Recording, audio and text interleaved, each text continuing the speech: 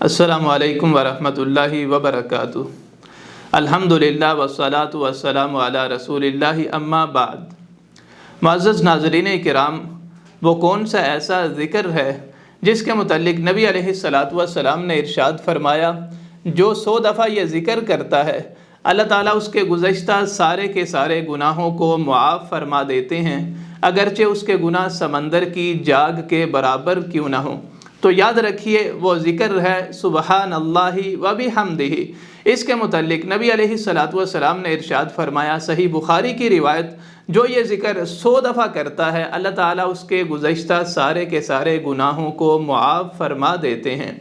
اسی طرح دوسری روایت کے مطابق نبی علیہ السلام نے ارشاد فرمایا، جو یہ کلمہ یعنی سبحان اللہ و بحمدہ 100 دفعہ صبح اور 100 دفعہ شام کو دہراتا ہے، یعنی یہ ذکر کرتا ہے، تو کل قیامت کے دن اس سے افضل عمل لے کے کوئی نہیں آئے گا مگر وہ انسان جس نے یہی ذکر اتنی دفعہ یا اس سے بھی زیادہ دفعہ کیا ہوگا۔